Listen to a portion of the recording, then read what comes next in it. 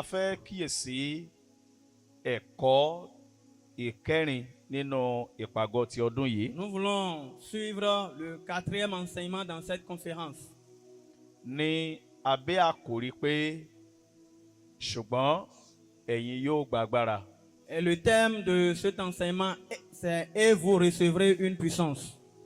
Èyí tí ọ̀rọ̀ tí ó tẹnu olùgbàlà wa jáde sí àwọn ọmọ ẹ̀yìn rẹ̀ nínú ìwé ìṣe àwọn àpọ́stélì orí ìkíní ẹsẹ̀ ìkẹjọ. Et c'est basé sur ce qui est sorti de la bouche de notre Seigneur Jésus-Christ dans le livre des Actes des Apôtres, chapitre 1, le verset 8. Ṣùgbọ́n ẹ̀yin yóò gba agbára. Mais vous recevrez une puissance. Nígbà tí ẹ̀mí mímọ́ bá bà lé yín. Le Saint-Esprit survenant sur vous. Ẹ ó máa ṣe ẹlẹ́rìí mi ní Jerusalem. Et vous serez mes témoins à Jérusalem. Àti ní gbogbo Judea. À Judée. Àti ní Dans Samaria. la Samarie. Àti dé òpin ilẹ̀ ayé. Et jusqu'aux Alléluia. extrémités de la terre. Alléluia. Amen. Àkòrí ìpàgọ́ wa fún ọdún yìí ó ní í ṣe nípa ṣíṣe ìmúlò iṣẹ́ ìránṣẹ́ ẹ̀mí mímọ́ ní ẹ̀kúnrẹ́rẹ́. Le thème de notre conférence de cette année est intitulé « Maximiser le ministère du Saint-Esprit ». Ṣíṣe ìmúlò iṣẹ́ ìránṣẹ́ ẹ̀mí mímọ́ ní ẹ̀kúnrẹ́rẹ́. Maximiser le ministère du Saint-Esprit. Ní abẹ́ àkòrí tó gbòòrò yìí Sous ce grand thème, láti fẹ́ kíyèsí ọ̀rọ̀ Olúwa tó sọ pé ṣùgbọ́n ẹ̀yin yóò gba agbára. nous allons maintenant étudier les paroles de notre Seigneur Jésus qui dit « Et vous recevrez une puissance ».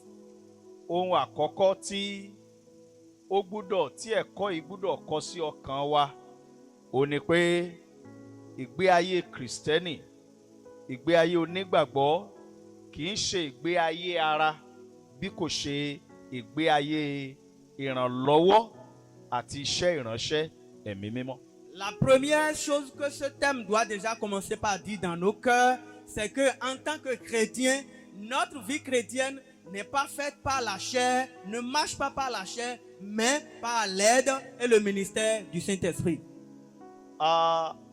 Àwọn ìpele tí Ọlọ́run fẹ́ kí a dé gẹ́gẹ́ bí ọmọlẹ́yìn àti ìpele tá a ti rí ìgbé ayé Kristẹni bí ìgbé ayé tó wúyàn láti máa gbé tí kìí ṣe ìgbé ayé téèyàn ó fi máa rí ara rẹ̀ bí ẹni tó wà nínú ìdè, ṣùgbọ́n téèyàn ó máa rí ìgbé ayé ìjọmọlẹ́yìn bí ayé tó dára tí èèyàn lè fi gbogbo sáìn ọjọ́ ayé rẹ̀ fún, ó dìgbà tí èèyàn bá ní ìbápàdé pẹ̀lú ẹ̀mí mímọ́. Il y a des niveaux que nous devons atteindre en tant que chrétiens. Et le niveau de disciple-là qu'on peut atteindre et que ça va glorifier Dieu et qui va être un niveau digne qu'on peut suivre, c'est lorsque nous allons pouvoir recevoir, nous allons pouvoir aller à l'encontre du Saint-Esprit. Ẹ̀mí mímọ́ yóò mú ọmọ Ọlọ́run wá sí ìkóríta tí ó fi gbàgbọ́ pé kò sí ohun tí Ọlọ́run ò lè ṣe nínú òun àti nípasẹ̀ òun nínú ayé àwọn ẹlòmíràn. Le Saint-Esprit va amener le chrétien à une dimension, à un niveau où il va croire qu'il n'y a rien qui soit impossible à Dieu dans sa vie et à travers sa vie dans la vie des autres. Ìmúṣẹ ìlérí ẹ̀mí mímọ́ nínú ayé Kristẹni òun ni ohun kan gbòógì tó mú wa yàtọ̀ sí àwọn ẹlòmíràn tó wà nínú ayé. L'accomplissement de la promesse du Saint-Esprit est ce qui fait que nous, en tant que chrétiens, nous sommes différents des autres personnes. So ní abẹ́ àkòrí yìí, Jésù sọ fún àwọn ọmọ ẹ̀yìn rẹ̀ pé ẹ̀yin yóò gba agbára. Then a fẹ́ máa kíyèsí pé kí ni ohun tó ṣe pàtàkì nípa agbára?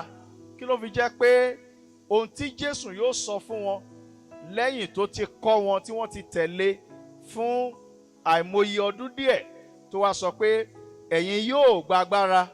Ìdí ni pé nínú ìjọba Kristi ohun tá a pè ní ìhìn rere kì í ṣe ọ̀rọ̀ èdè ṣùgbọ́n ọ̀rọ̀ agbára ni. Sous ce terme, on a parlé de vous recevrez une puissance. Et il faut se demander pourquoi est-ce que Jésus a dit on recevra une puissance. Pourquoi est-ce que c'est ce qui est dit? C'est parce que dans ce royaume, ce n'est pas, concernant l'évangile de Christ, ce n'est pas une langue qui compte, mais ce qui compte, c'est la puissance. Ìhìnrere kì í ṣe èdè. L'évangile n'est pas une langue. Ìhìnrere ó sọ nípa ìfihàn, ìfisí ìṣe agbára Ọlọ́run. L'évangile parle de la démonstration de la puissance de Dieu. Ìhìnrere ó sọ nípa ìjọba tí a fi lọ́lẹ̀ tí a fi lọ́lẹ̀ kì í ṣe nípa àṣà ènìyàn àbí ọ̀rọ̀ èèyàn àbí ìwà àti ìṣe ènìyàn ṣùgbọ́n a fi lọ́lẹ̀ nípa agbára tí ń bẹ nínú Kristi. L'évangile est un royaume qui a été installé pas par la culture de l'homme, pas par la manière de faire de l'homme, mais par la puissance du Saint-Esprit. Paul apostoli jẹ́ kó yé wa pé ìjọba ti Kristi kì í ṣe nípa jíjẹ, kì í ṣe nípa mímu, ṣùgbọ́n ó jẹ́ ìjọba àlàáfíà, ìjọba òdodo àti ìjọba ìṣe agbára ẹ̀mí mímọ́. L'apôtre Paul nous a fait savoir que le royaume de Christ n'est pas le royaume qui se manifeste par le manger ou bien par le boire, mais par le règne de Christ, par la puissance du Saint-Esprit.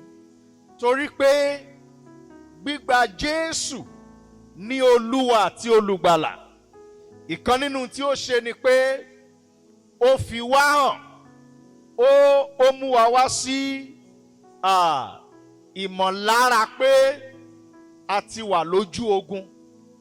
Ó dẹ̀ fi wá hàn bí ẹnìkan ṣoṣo tí ìjọba ọ̀run àpáàdì yóò máa gbógun tì láti ìgbà yẹn lọ.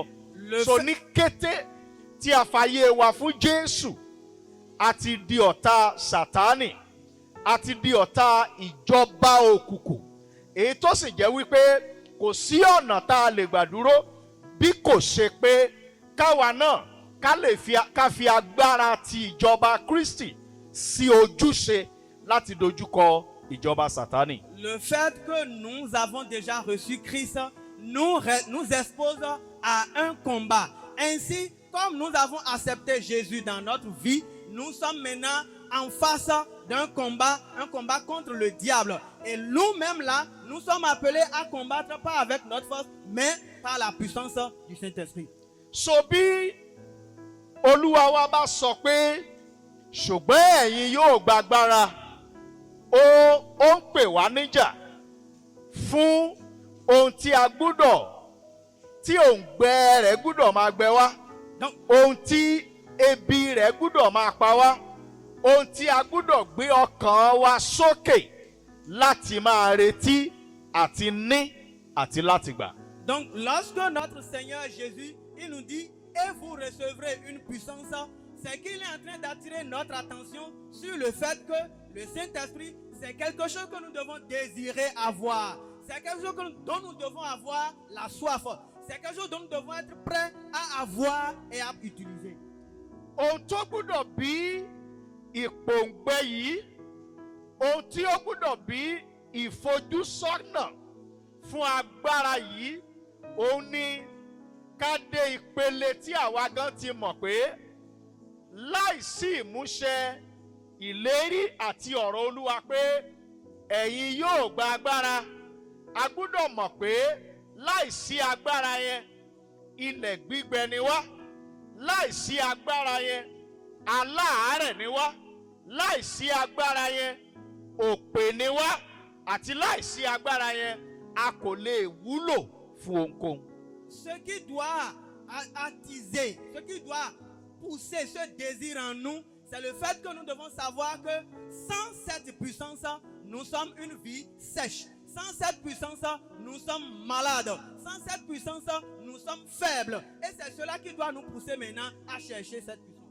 Ó dìgbà tí ènìyàn bá dé ìpele tó lè sọ fún ara rẹ̀ pé asán ni mo jẹ́, aláìlágbára ni mí, aláìyẹ ni mí, aláìwúlò fún nǹkan kan, ẹni tí ò já mọ́ nǹkan kan ni mo jẹ́, láì jẹ́ pé mo rí agbára yìí gbà. Ó dìgbà náà kí irú ìpòǹgbẹ tí yóò mú gbígba agbára yìí wá sọ́kàn ènìyàn, ó dìgbà náà kéèyàn ó tó lè ní. Donc c'est lorsque nous réalisons que nous sommes vides, nous sommes faibles, nous sommes malades, nous ne pouvons rien faire de nous-mêmes. C'est lorsque nous arrivons à cet état que ça va maintenant attirer, ça va attiser ce désir de pouvoir avoir l'esprit là en nous.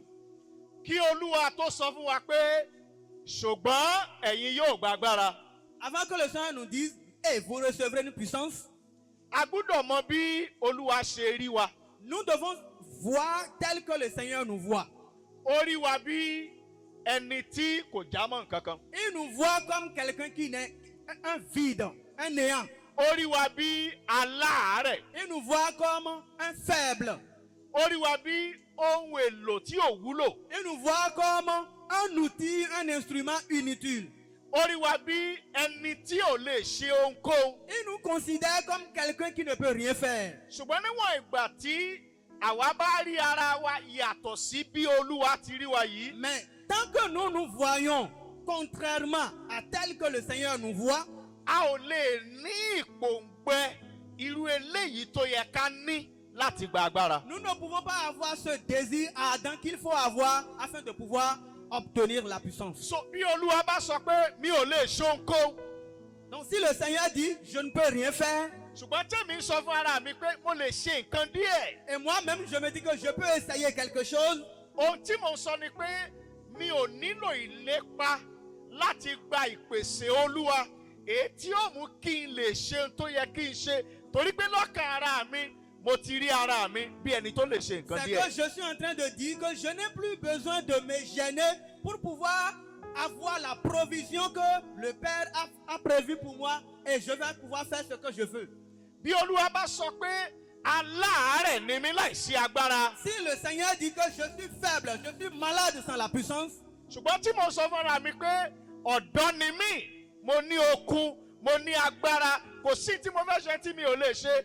Ìtìrú ẹni bẹ́ẹ̀ sọ ni pé kò tí ì dé ìpele láti gba ìpèsè tí Ọlọ́run pèsè fún ìrìnàjò Kristi, torí pé ó ríra rẹ̀ yàtọ̀ sí bí Olúwa ti rí. si le Seigneur dit que je suis faible et moi je me vois comme quelqu'un qui a la force, que je peux faire ce que je veux, tel que je veux, comment je veux, alors là, je ne me suis pas disposé pour avoir la provision que le Seigneur a prévue pour moi pour pouvoir obtenir sa puissance. Pẹ̀lú okun ọ̀dọ́, Avec la force de la jeunesse, pẹ̀lú òye ọ̀dọ́, avec la connaissance de la jeunesse, pẹ̀lú ìtara ọ̀dọ́, avec le zèle de la jeunesse, pẹ̀lú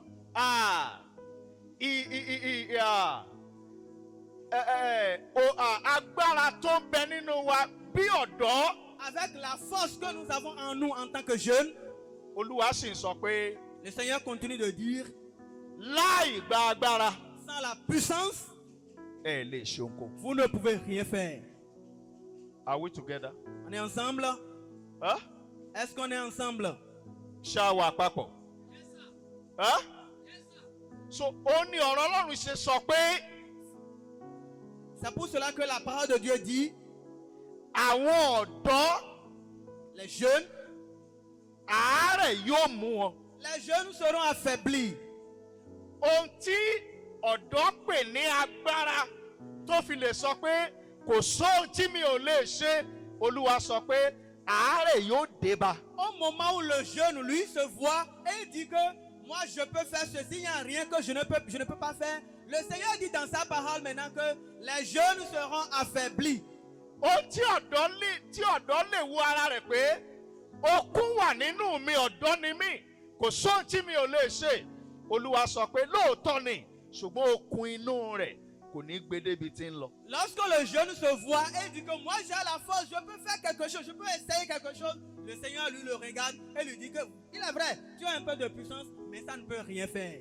So gbogbo àwọn nǹkan wọ̀nyí tí Olúwa ń sọ fún wa, ó mú wa wá sí ìpele kárí ara wa bá a ti rí, ká dẹ̀ wá mọ rírì ìpèsè rẹ̀ pẹ̀lú ìpòǹgbẹ pé mo gbúdọ̀ gbà á, ó gbúdọ̀ ṣẹlẹ̀ láyé mi, bí n bá ti ní kò sí ìmúṣẹ fún ayé mi. Donc tout ce que le Seigneur est en train de dire doit nous amener à un niveau où nous devons nous voir comme des gens faibles et nous devons désirer la puissance, nous devons chercher à avoir la puissance et que nous devons nous dire en nous-mêmes que si je n'ai pas la puissance, c'est que je ne peux rien faire. So ohun àkọ́kọ́ tí Olúwa ṣe níbí nípa pé ṣùgbọ́n ẹ̀yin yóò gba agbára, ibi tó ti bẹ̀rẹ̀ ni pé kó dá ìpòǹgbẹ rẹ̀ sínú wọn. Donc la première chose que le Seigneur a fait ici en disant et vous recevrez la puissance, c'est qu'il veut commencer par leur faire savoir que il veut leur donner cette soif, ce désir en eux.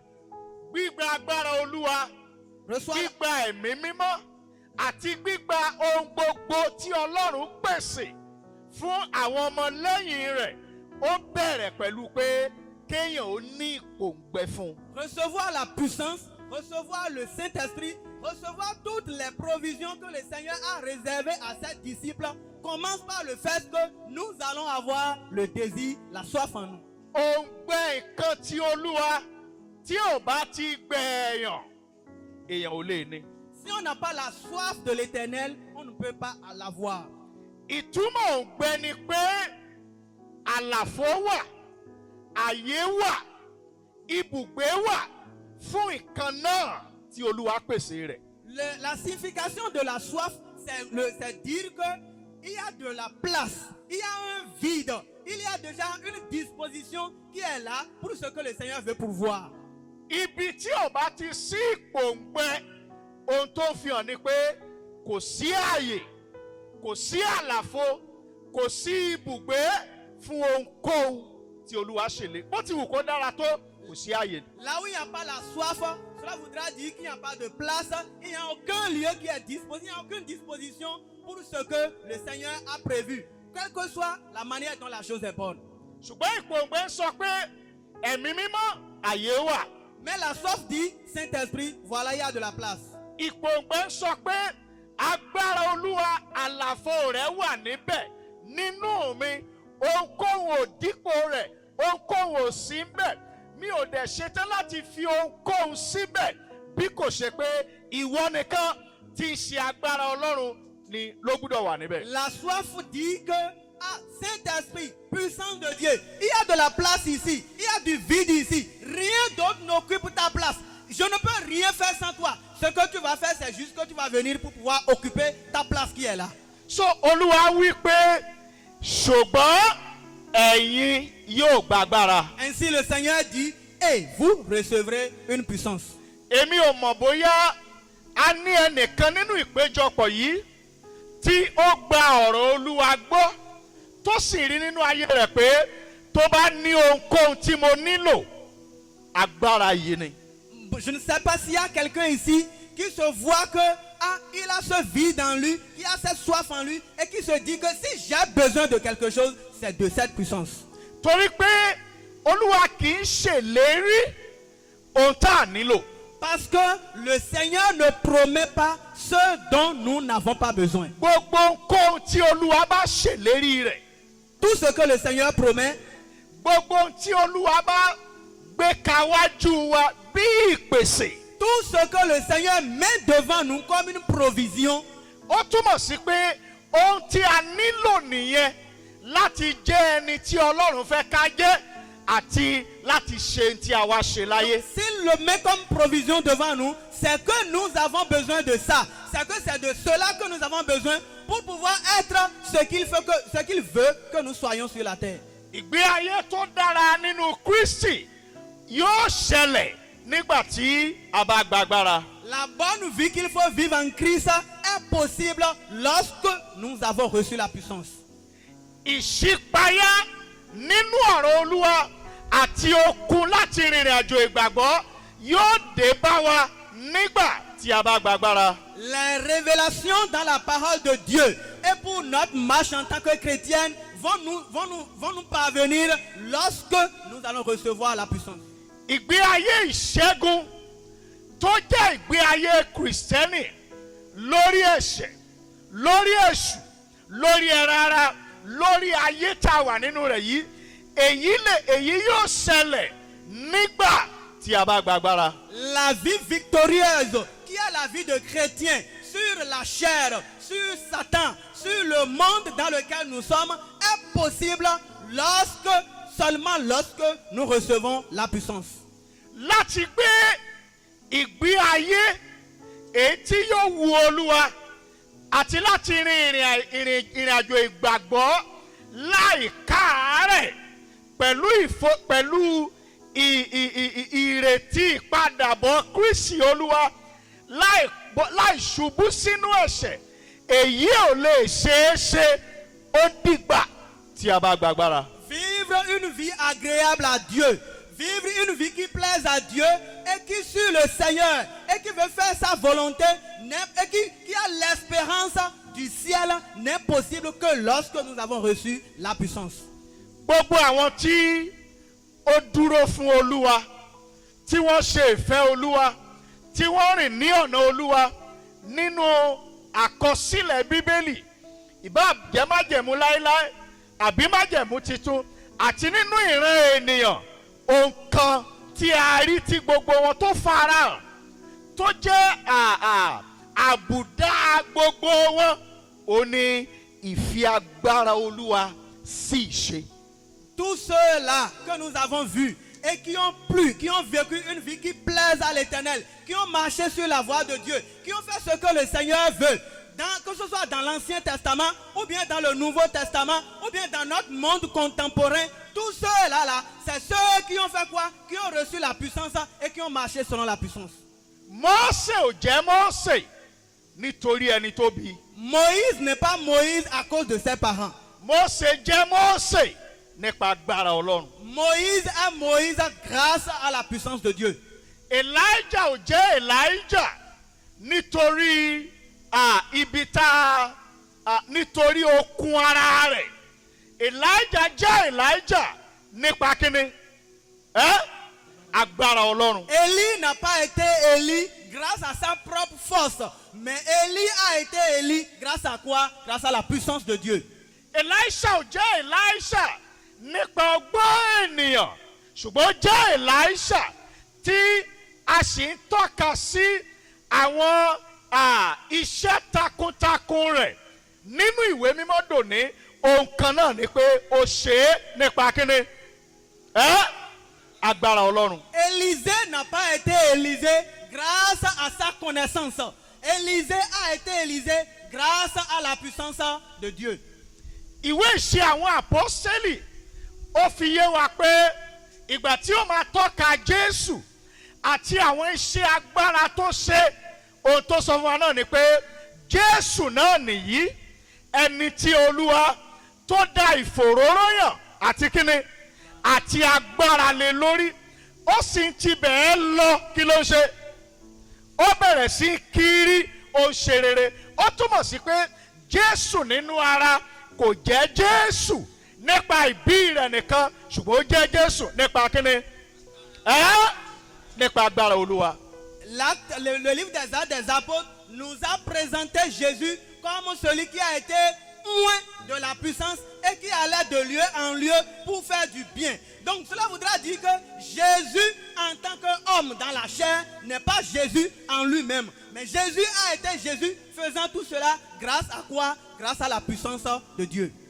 Odidi ìwé kan nínú Bíbélì, òun la fi kọ àkọsílẹ̀ àwọn iṣẹ́ agbára tí àwọn àpọ́stélì ṣe, tá a pè ní ìwé ìṣe àwọn àpọ́stélì ṣùgbọ́n kì í ṣe ìwé ìṣe àwọn àpọ́stélì nípa ọgbọ́n wọn, nípa ìmọ̀ wọn, nípa òye wọn, nípa ọ̀làjú àti ìrírí wọn, ṣùgbọ́n ó jẹ́ ìwé ìṣe agbára ẹ̀mí mímọ́ nípasẹ̀ àwọn wo?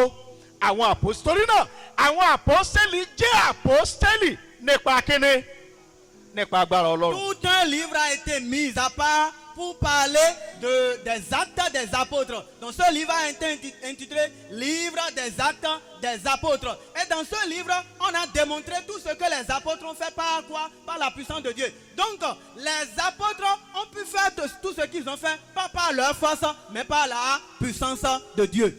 So èyí tó túmọ̀ sí wípé gbogbo ìpòǹgbẹ ohun tí mo fẹ́ láti jẹ́ nínú Ọlọ́run, gbogbo ìpòǹgbẹ ohun tí mo gbàgbọ́ pé Olúwa lè ti pasẹ̀ mi ṣe nínú ayé, gbogbo ìpòǹgbẹ àti tẹ̀lé Jésù títí dé òpin, à ń fi yé wa pé èyí ò lè ṣẹlẹ̀ nípa ọgbọ́n ènìyàn, òye ènìyàn, ọ̀làjú ènìyàn, ipò rẹ̀ àbí okun rẹ̀, ṣùgbọ́n yóò ṣẹlẹ̀ nípa ayọ̀ nǹkan ṣoṣo. Kí ni nǹkan náà? Nípa agbára Ọlọ́run. Alors tout ce que je désire faire pour le Seigneur, tout ce que j'ai la foi que le Seigneur peut faire par moi, toutes ces choses ne sont pas possibles grâce à mon niveau, grâce à ma connaissance, grâce à ma force, grâce à là où je suis, mais tout cela est possible grâce à quoi? Grâce à la puissance de Dieu. Ṣùgbọ́n ẹ̀yin yóò gba agbára. Mais vous recevrez une puissance. Èyí lè fi ìbéèrè sí ìyàn lọ́kàn. Et cela peut nous amener à nous poser des questions. Nígbà wo? Quand? Ṣùgbọ́n ẹ̀yin yóò gba agbára. Mais vous recevrez une puissance.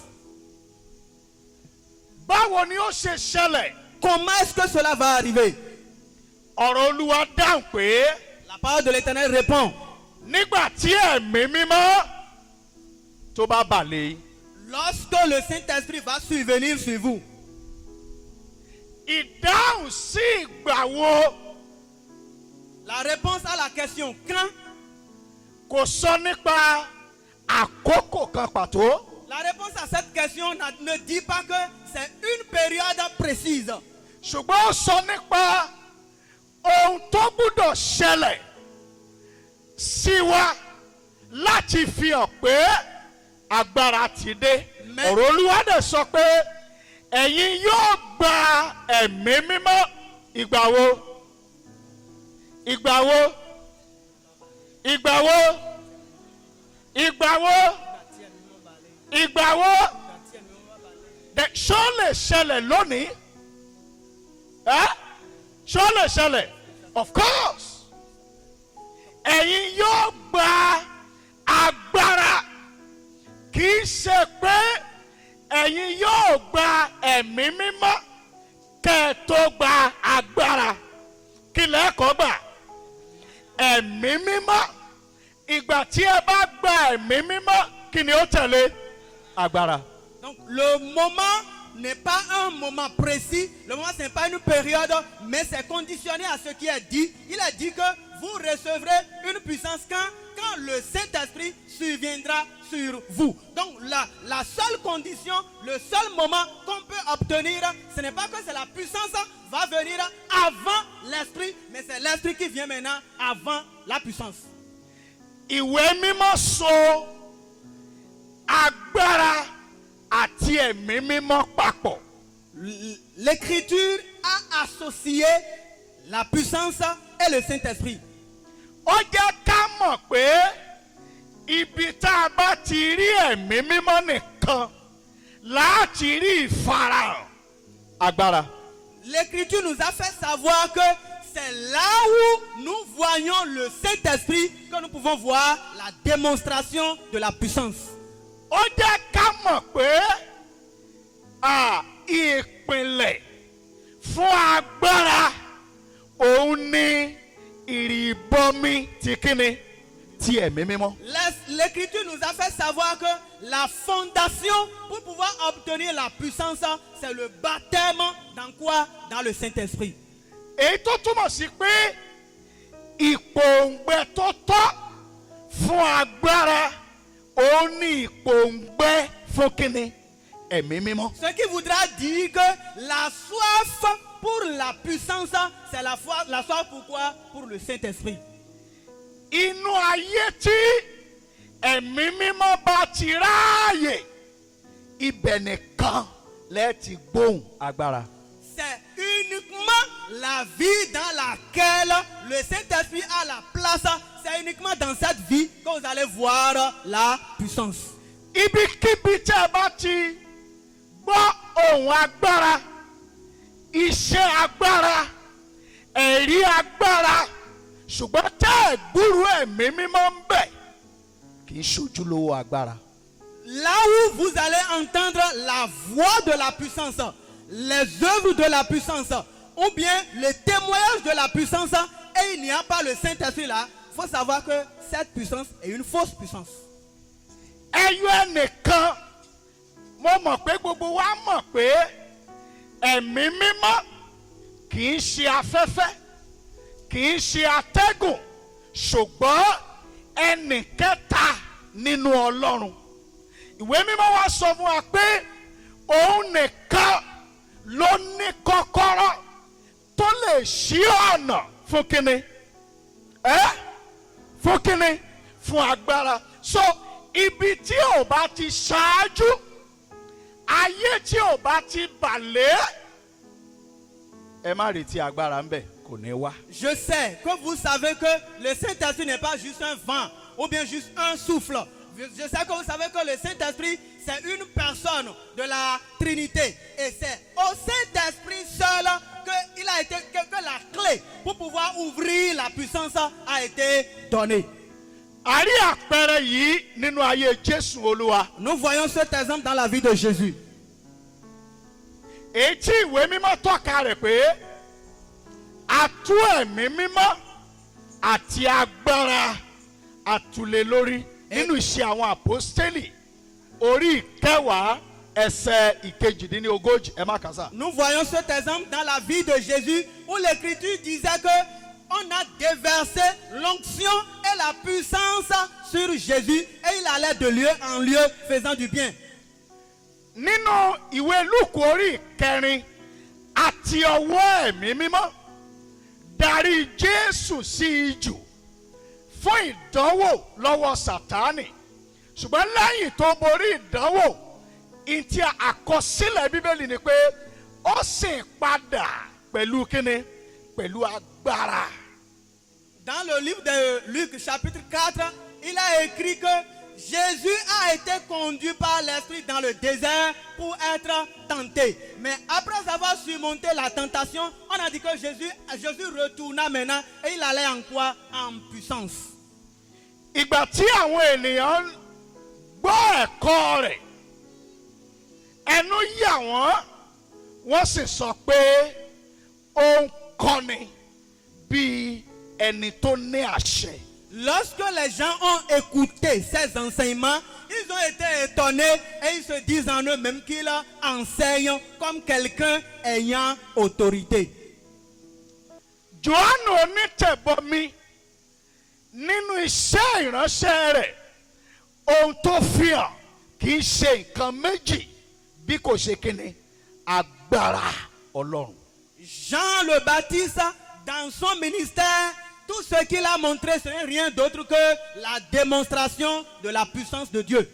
Ìgbé ayé Kristẹni kì í ṣe láti fi ohun púpọ̀ hàn. La vie chrétienne n'est pas pour montrer beaucoup de choses.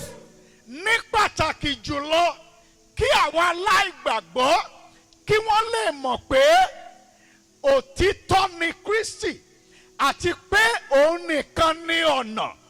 Ohun tí ó jẹ́ kán mọ̀ tí ó dẹ̀ yí wọn lọ́kàn padà kì í ṣe ọ̀pọ̀ ìwàásù bí kò ṣe kí wọ́n rí agbára Olúwa lójú ìṣe.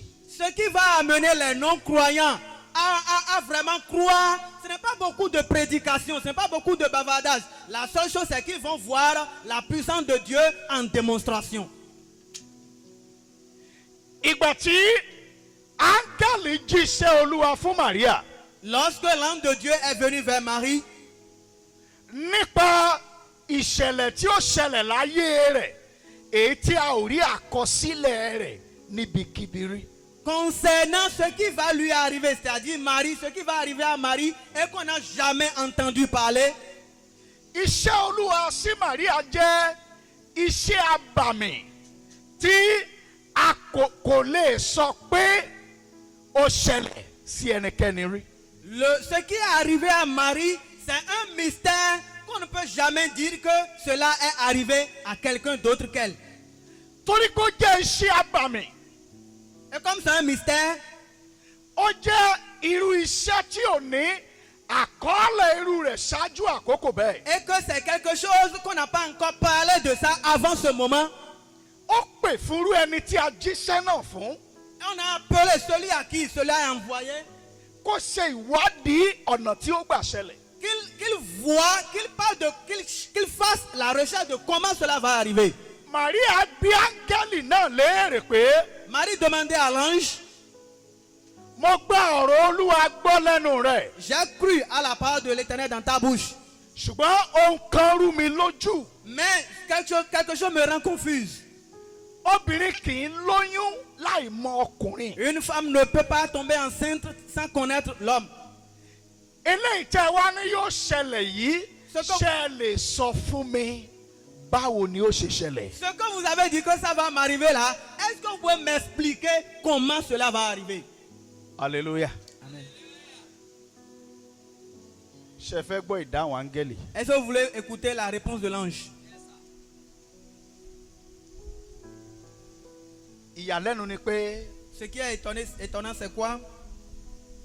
áńgẹ́lì yìí ò padà kó sọ fún Màríà pé jẹ́ ń lọ béèrè bí ó ṣe ṣẹlẹ̀. L'ange n'est pas dit que je vais retourner vers celui qui m'a envoyé pour lui demander comment ça va arriver. Ṣùgbọ́n ó dá Màríà lóhùn lójú ẹsẹ̀. Mais il a répondu à Marie en même temps. Tìtorí pé áńgẹ́lì yìí mọ ìṣe Olúwa àti irinṣẹ́ tí Olúwa fi ń ṣiṣẹ́ rẹ̀. Parce que l'ange là comprend l'œuvre de Dieu et les instruments ou bien l'instrument qu'il utilise pour son œuvre. Nítorí náà ó dá lóhùn lójú ẹsẹ̀. Pour cela, il lui a répondu en même temps. Ó ní ẹ̀mí mímọ́ yóò bà lé ọ. Le Saint-Esprit viendra sur toi. Hallelujah. Alléluia. Kí ló sọ? Il dit quoi? Ẹ̀mí mímọ́ yóò bà lé ọ. Le Saint-Esprit viendra sur toi. Ó ní agbára ọ̀gá ògo yóò sì ṣíji bò ọ́. Et la puissance du Très-Haut te couvrira. Ó wá fún ní ìdánilójú pé tí nǹkan méjì bá ti ṣẹlẹ̀.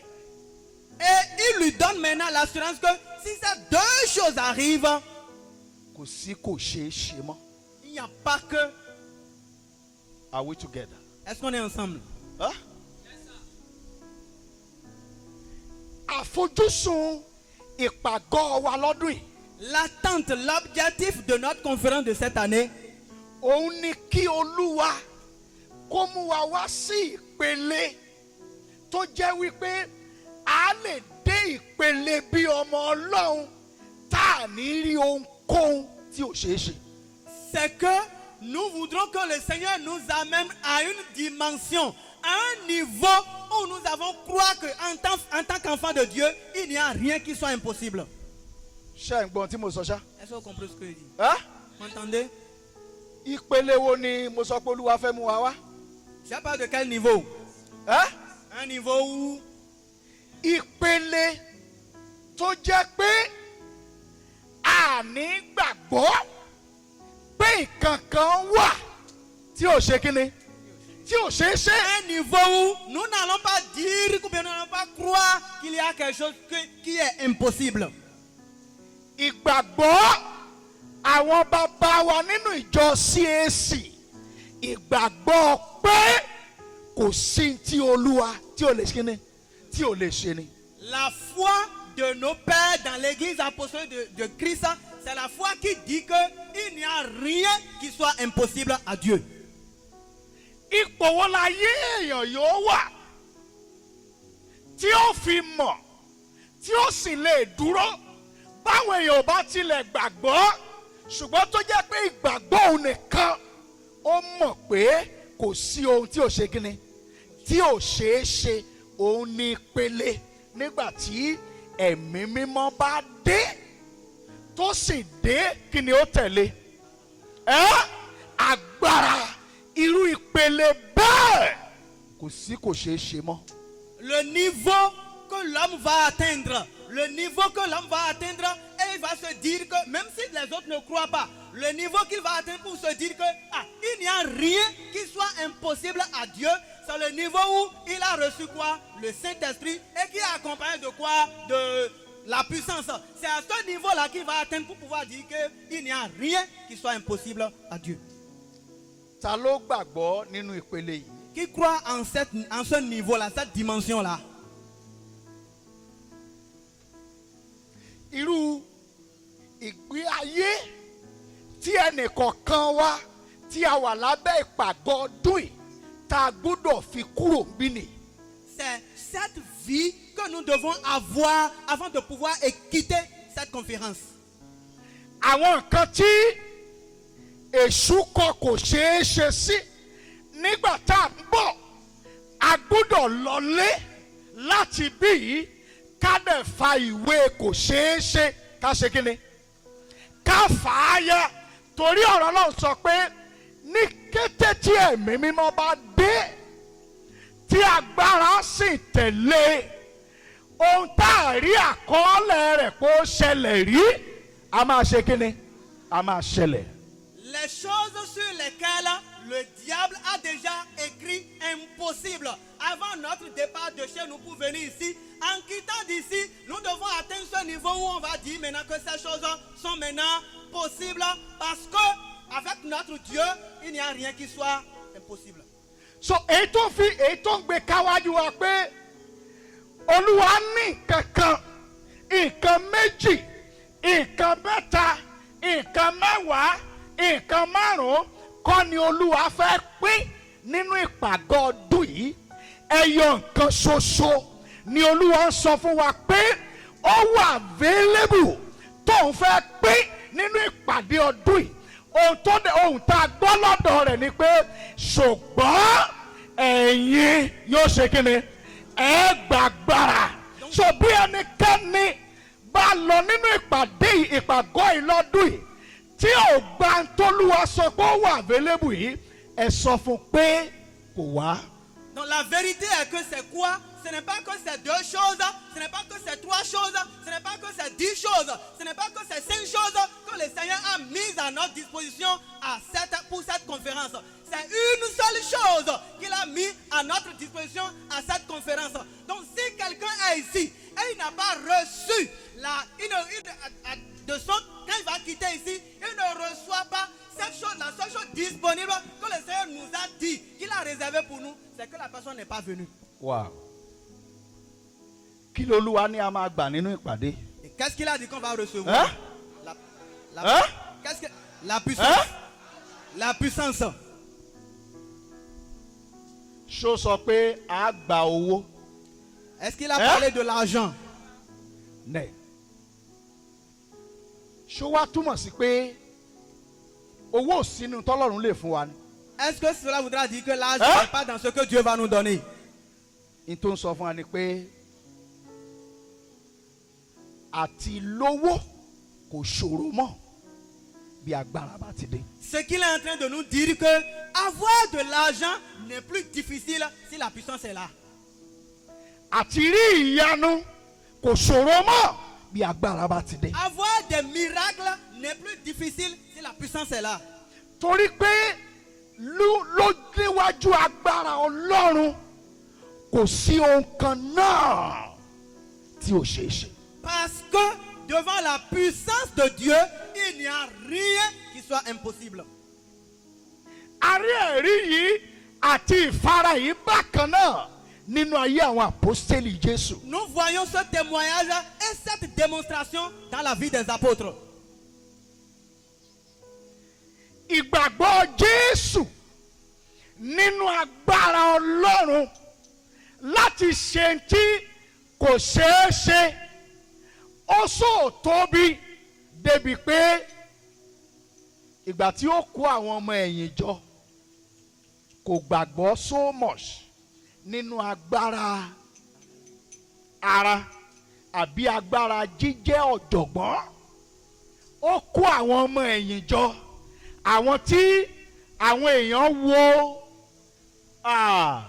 wọ́n wádìí wọn ibi tán ti ń bọ̀, wọ́n sì rí i pé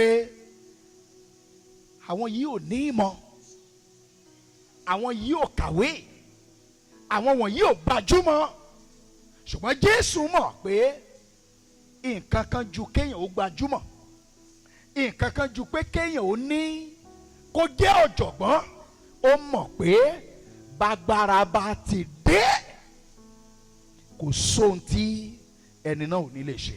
La foi de Jésus dans la puissance de Dieu est vraiment est tellement forte que lorsque Jésus voulait choisir ses disciples, il n'est pas allé le faire grâce à sa propre connaissance ou bien faire des interviews pour voir si celui-ci, ou bien regarder le background, c'est-à-dire le passé de la personne. Mais il sait que quelle que soit la personne, quel que soit qui que la personne soit, quel que soit son passé, lorsque la puissance est là, rien n'est plus impossible. Alléluia. Alléluia. Àléébù rẹ ẹyọ nǹkan kan ló ń dúró dè. Ta faiblesse là, c'est une seule chose qu'elle attend. Kí ni nǹkan náà? Et qu'est-ce qu'elle attend? La puissance. Àìlera rẹ ẹyọ nǹkan kan ní dúró dè. Ton incapacité là, c'est une seule chose qu'elle attend. Kí ni nǹkan náà? Quelle est la chose? La puissance. Ọjọ́ tó bá ti dé, Le jour où la puissance va venir, wàá gbàgbé ẹ̀. tu vas oublier ta faiblesse. Ṣé ó lè ṣẹlẹ̀ lónìí?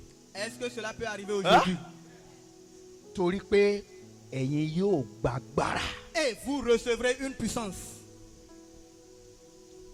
Alléluia.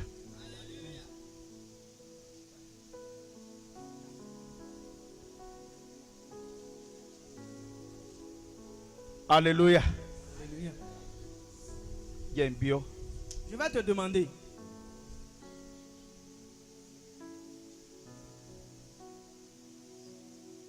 Kí lo nílò gan? tu as besoin de quoi au juste? Ẹ́ Ceux qui dorment, vous avez besoin de quoi au juste? mi ò gbọ́. Ẹ́ ẹ́ Puissance de Dieu. owó ńkọ́? Et l'argent? Owó ńkọ́? L'argent est inclus dans la puissance. Ìgbéga ńkọ́? L'élévation, Ìṣẹ́gun ńkọ́? la victoire, Àlùyọ ńkọ́? la percée. Ẹ́ ṣùgbọ́n ẹ̀yin yóò gba agbára. Et vous recevrez une puissance. Paul sọ pé Paul disait, ìrere mi kì í ṣe ìfihàn ọgbọ́n ènìyàn. disait que mon évangile n'est pas la démonstration de la connaissance de l'homme, Ṣùgbọ́n ìfihàn kíni agbára Ọlọ́run. mais c'est la démonstration de la puissance de Dieu. Ìbéèrè àkọ́kọ́ tá a dáhùn ni pé nígbà wo? La première question à laquelle nous avons répondu est quand? Ìbéèrè àkọ́kọ́ tá a béèrè. Bien, la première question qu'on a posée, Kí dẹ̀ ni ìdáhùn Olúwa? et quelle est la réponse du Seigneur? Ìgbà wo la ó gba agbára? Quand est-ce qu'on va recevoir la puissance? All right. Quand le Saint-Esprit sera là. Ìbéèrè kejì. La deuxième question, Ta ni yóò gba agbára gan? qui sont les bénéficiaires de la puissance? Ta ló yẹ? Qui est digne? Ta ló kúnjú òṣùwọ̀n? Qui est qualifié? Ta la ṣèlérí yìí fún? À qui est-ce que la promesse a été faite? Irú ayé wo lágbára ń fẹ́ láti wọ̀? Dans quelle vie est-ce que la puissance veut rentrer? Ẹ gbọ́ ẹ sì jẹ́ kó yé wa pé Écoutez et comprenez que gbogbo ìlérí Olúwa toutes les promesses de Dieu ló máa ń pè pé kéèyàn ó kú ojú òṣùwọ̀n kankan. demande que l'homme atteigne un niveau d'exigence. Gbogbo ayé tẹ́ ti rí ìmúṣẹ ìtolúwa ṣèlérí rẹ̀, irú ẹni yẹn yóò ní àwọn àmúyẹ kan tí Olúwa ń fẹ́ láti rí. Toutes les vies dans lesquelles les promesses de Dieu vont s'accomplir, ces vies-là ont certaines qualités qui les distinguent. Ohun àkọ́kọ́ tó gbọ́dọ̀ kọ́kọ́ yé wa nípa irú ẹni tó lè gba agbára ó ní pé agbára tá à ń sọ yìí kò wà fún ẹlẹ́ṣẹ̀, kò sì wà fún ayé. Tó Bíbélì jẹ́ kó wá pé ẹ̀mí mímọ́ yìí ayé gan ò lè ṣe kíni, wọ́n lè gbà á. So ó túmọ̀ sí wípé Ọlọ́run ti jẹ́ ká mọ irú ènìyàn, irú àwọn ènìyàn tó ṣèlérí agbára fún. Ayé ò lè gbà á torí pé wọ́n sì ní ipò láti gbà á. Bẹ́ẹ̀ ni kò wà fún ẹlẹ́ṣẹ̀. La première des choses que nous devons savoir, c'est que la puissance n'est pas destinée pour le monde, n'est pas destinée pour le pécheur. Parce que la Bible a dit que la puissance là n'est pas pour le monde. Le monde ne peut pas le recevoir. Et comme le monde ne peut pas le recevoir, donc cette puissance n'est pas pour le monde, ce n'est pas pour le pécheur. Àwọn ọmọ Ọlọ́run ló lè gba agbára yìí. C'est les enfants de Dieu qui peuvent recevoir la puissance. Àwọn tá a ti bí nínú Kristi Jésù. Ceux qui sont nés en Christ Jésus.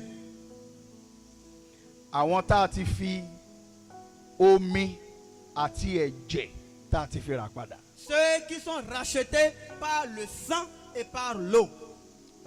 Àwọn tó ti jẹ́wọ́ Jésù ní Olúwa àti Olùgbàlà. Ceux qui ont confessé Jésus comme leur Seigneur et Sauveur.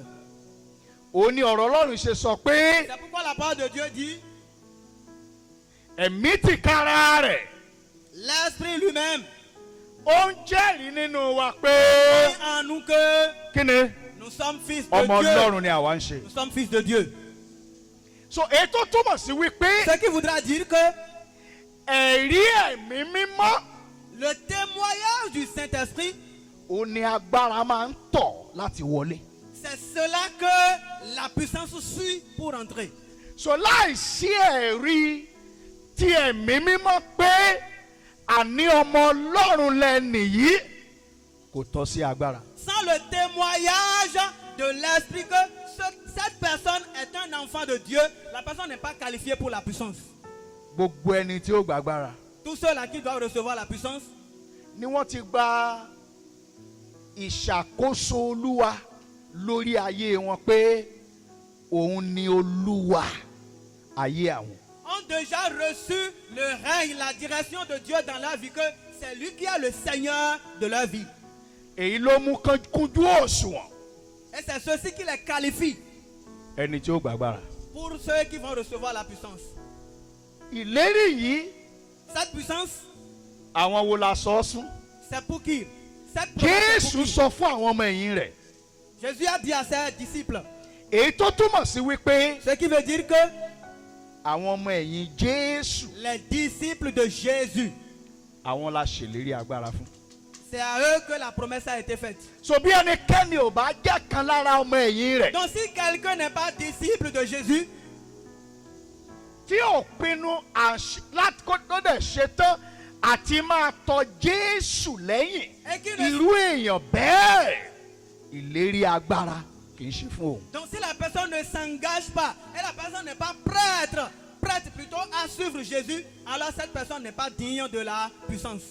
Bẹ́ẹ̀ gẹ́gẹ́ ni pé ayé tí ó gba agbára ó jẹ́ ayé tó ti ní ìrírí ìwẹ̀nùmọ́ tó sì ṣetán láti fi ara rẹ̀ jìn fún Kristi.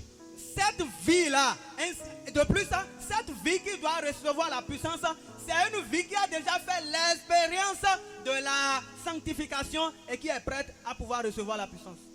Àwọn wo ni ó gba agbára? Qui sont ceux qui vont recevoir la puissance? Àwọn tí òǹgbẹ rẹ̀ ń gbẹ. Ceux qui ont soif de la puissance. Jẹ́ kí n bi ọ́, Je vais te demander, ṣé òǹgbẹ ń gbẹ ọ́? est-ce que tu as soif? Huh?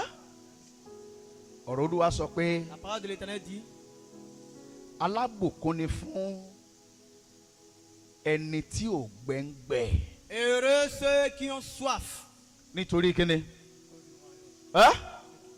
Nítorí kíni? Àti tí ebi ń pa Et qui ont faim sí ipa òdodo. sur la voie de la justice. Torí pé wọn ó yó. Parce qu'ils seront rassasiés. Ìjẹ́ mọ tí ẹ̀mí mímọ́ ń wá kiri.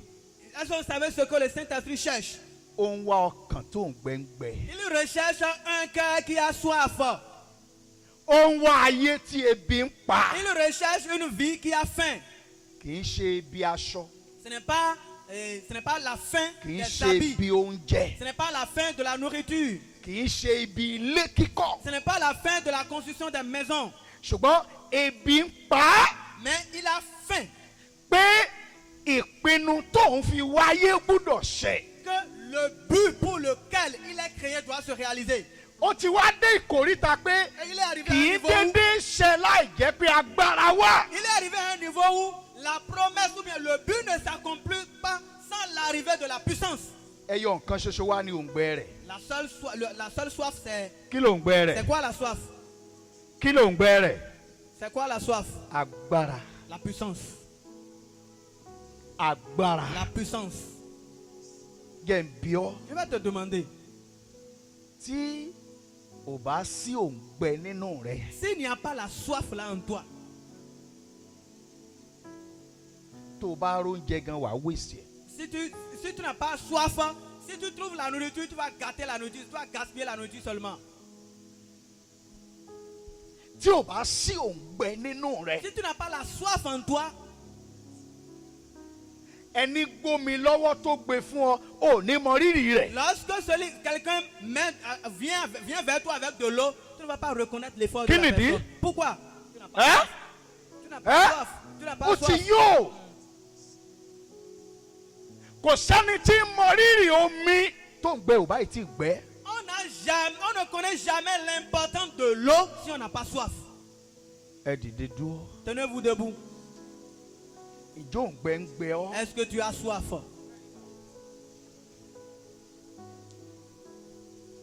Wow. Ìjẹ́ ẹnìkan wà níbí tí òǹgbẹ ń gbẹ. Il y a quelqu'un ici qui a soif. Ìkan nínú ìkéde Olúwa nínú Bíbélì. L'une des annonces de l'Éternel dans la parole Ó ní pé est que ẹ jẹ́ kí ẹnikẹ́ni tí òǹgbẹ ń gbẹ.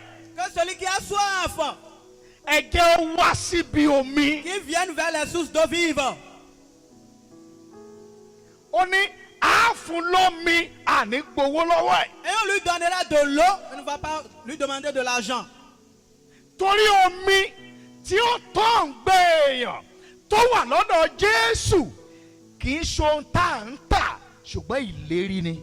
Parce que la puissance, bien l'eau qui va étancher la soif de l'homme, ce n'est pas quelque chose qu'on peut acheter, qu'on peut vendre, mais c'est une promesse. Ẹnìkan gbé owó wá nínú iṣẹ́ àwọn àpọ́stélì. Quelqu'un est venu avec l'argent dans l'acte des apôtres. Ó bẹ Pétérù, ó wù mí náà, ẹ fún mi, ẹ gbowó lọ́wọ́ mi. Wọ́n dá lóhùn pé kówó rẹ̀ ó ṣègbé pẹ̀lú kíni? Pẹ̀lú rẹ̀ torí pé òǹgbẹ lágbára yìí ń wá kì í ṣòwò. Donc quelqu'un est venu dans la part de Dieu, il est venu avec l'argent pour implorer Pierre, pour dire donnez-moi de la puissance là. Et les gens lui ont dit que ton argent périsse avec toi. Pourquoi? Parce que la puissance ne vient pas avec l'argent, mais ça vient avec la soif. Ẹ̀yin yóò gba agbára. Vous recevrez une puissance. Nígbà wo? Quand? Ìgbà tá a bá bá òǹgbẹ nínú rẹ̀. Quand vous aurez la soif en vous. Quand on constatera la soif en vous. Ìpéjọpọ̀ ní yàrá òkè. Le rassemblement dans la chambre haute, Òǹgbẹ ló fi hàn. c'est la soif que cela démontre. Wọ́n dẹ̀ kóra wọn jọ. Ils se sont rassemblés. Wọ́n sì wà níbì kan. Ils étaient au même lieu. Ọjọ́ àkọ́kọ́ kọjá. Premier jour. Wọ́n sọ pé ilé yá. Ils n'ont pas dit rentrons chez nous. Ọjọ́ kejì bá wọn bẹ̀. Deuxième jour, ils sont là. Wọ́n káàárẹ̀. Ils ne sont pas fatigués. Ọjọ́ ìkẹta bá wọn bẹ̀. Troisième jour, Wọ́n sọ pé ó sún wọn. ils n'ont pas dit qu'ils sont Ọjọ́ fatigués. ìkẹrin bá wọn bẹ̀. Quatrième jour, ẹnìkan ò máa sọ pé òun jáde láàrin wọn. Personne n'a dit je vais rentrer. ọjọ́ karùn-ún bá wọn bẹ̀. 5e jour. ọjọ́ ìkẹfà bá wọn bẹ̀. 6e jour. ọjọ́ ìkeje bá wọn bẹ̀. 7e jour, ils sont là. wọ́n yí kókó àdúrà padà. Ils n'ont pas changé leur point de prière. bágbára ò bá dé ẹja béèrè nǹkan mìíràn. Si la personne ne vient pas, demandons ọjọ́ ìkeje bá wọn Le bẹ̀. 7e jour, ils sont là. ọjọ́ ìkẹjọ bá wọn bẹ̀. 8e jour, ils sont là. wọ́n rí olúwa bí òpùrọ́. Ils n'ont pas vu le Seigneur comme un pé menteur. kò lè ṣe n tó sọ. Il ne fera pas ce qu'il a dit. ọjọ́ kẹsàn-án bá wọn Le bẹ̀. 9e jour, ils sont là. ṣùgbọ́n nígbà tí ó du ọjọ́ kẹwàá. Au 10e jour, a bẹ̀ wọ́n wò. on les a visités. ó tèkì òǹgbẹ. Il faut de la soif kéèyàn ó tó lè dúró bẹ́ẹ̀. pour pouvoir attendre tellement comme ça. kí lẹ̀mí mímọ́ ń wà. Qu'est-ce que le Saint-Esprit cherche? ọkàn òǹgbẹ ni. Il cherche un cœur qui a soif. ọkàn tó ń gbẹ ń gbẹ. Un cœur assoiffé. ọkàn tí ò ń gbẹ ń gbẹ. Un cœur assoiffé. ẹ rí nínú ọ̀rọ̀ rẹ̀. Vous verrez dans sa parole. ẹ rí nínú ìtara rẹ̀. Vous verrez dans son zèle. ẹ rí nínú ìfọkànsí rẹ̀. Vous verrez dans sa vie sacrificielle. kò ní débi omi. Il ne va pas aller vers l'eau kó ṣe nǹkan mìíràn. pour demander autre chose. kí ló dé. Qu'est-ce qu'il y a? Qu'est-ce qu'il cherche? òǹgbẹ ló C'est gbé la wá soif bẹ̀. qui le gêne comme ça. kí ló gbé ọ wá. Qu'est-ce qui t'a amené ici? tí ò bá ti ń ṣòǹgbẹ. Si ce n'est pas la soif, ibi tí ò yẹ kó wà ló wà. c'est là où tu ne devrais pas être que tu es. torí ẹ̀mí mímọ́ yóò yọ ọ́ lẹ̀. Parce que le Saint-Esprit va t'ignorer. kò ní ya ọ̀dọ̀ rẹ̀. Il ne va pas, il ne viendra pas chez toi. àbí olúwa kí lẹ̀mí rẹ̀ ń wà. On demande aussi, qu'est-ce que tu cherches? ó ní òǹgbẹ ni. Et si c'est la soif. ṣé yóò rí òǹgbẹ níbí lọ́sàn-án. Est-ce qu'il va constater la soif ici cet après-midi? a sọ fún Maria. On dit à Marie, ẹ̀mí mímọ́ á wà. le Saint-Esprit viendra. yóò wá. Il va venir. yóò wá. Il viendra. tó bá dẹ̀ ti dé. Et s'il vient, agbára á tẹ̀lé. la puissance viendra. wàá wá lóyún. Et tu seras enceinte. wàá dẹ̀ bí ọmọ. Et tu donneras naissance à ó un lè má enfant. ṣẹlẹ̀ rí. Cela ne peut ne jamais a arriver. fẹ́ tọ̀dọ̀ rẹ bẹ̀rẹ̀ On ni. veut commencer par toi. o mọ̀ pé nǹkan kan wà. Tu sais qu'il y a quelque chose. kò ṣẹlẹ̀ rí níran rẹ. Cela n'est jamais arrivé dans ta génération. ṣùgbọ́n olúwa fẹ́ tọ̀dọ̀ rẹ bẹ̀rẹ̀. Mais le Seigneur veut commencer par toi. ṣó o ní òǹgbẹ ṣá. Est-ce que tu as la soif? ẹ díjú. Fermez les yeux.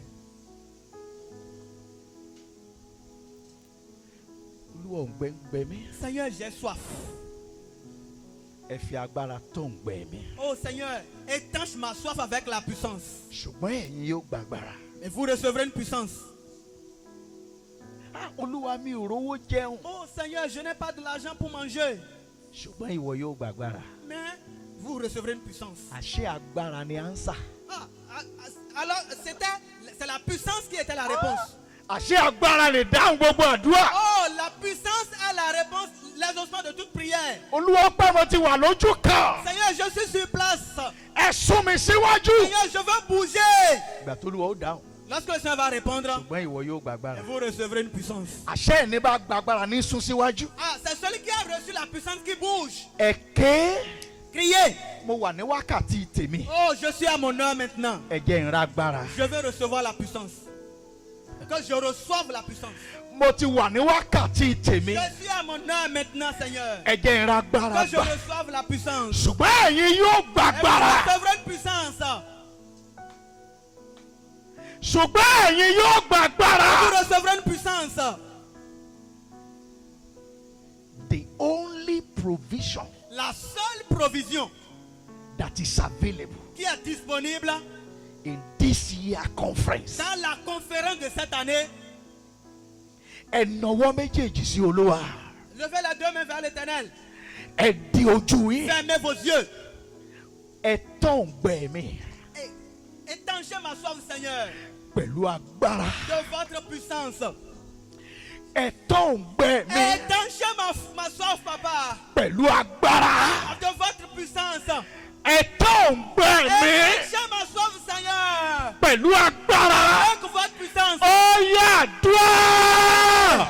Oh, Seigneur, Seigneur, lindu sukaili masintelia.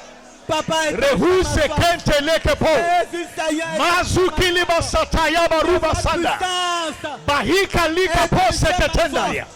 Rukamba seketunde liakaya.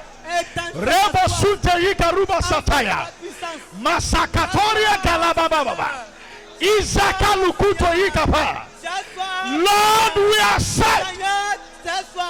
Lord, we are set. Seigneur, j'ai soif. Lord, we are set. Seigneur, j'ai soif. Lord, we are set. J'ai soif, Seigneur. Ẹ̀tọ́ gbẹ́wà J'ai soif, Seigneur. pẹ̀lú agbára. Étanchez ma soif, Seigneur. Avec ma puissance. Étanchez ma soif, Seigneur. Étanchez ma soif, Seigneur. Ẹ mú wa wá sí ìpele agbára. Emmenez-nous à ton niveau. Ẹ mú wa wá sí ìpele agbára. Étanchez ma soif, Papa Jésus. A dimension of power. Père, oh Père, oh Bring Père. us to this dimension. Nous voulons cette dimension. Dimension of La possibilities. dimension de la possibilité. Étanchez ma soif, Papa. Jésus, étanche ma soif. Jésus, étanche ma soif. Jésus, étanche ma soif. Jésus, étanche ma soif.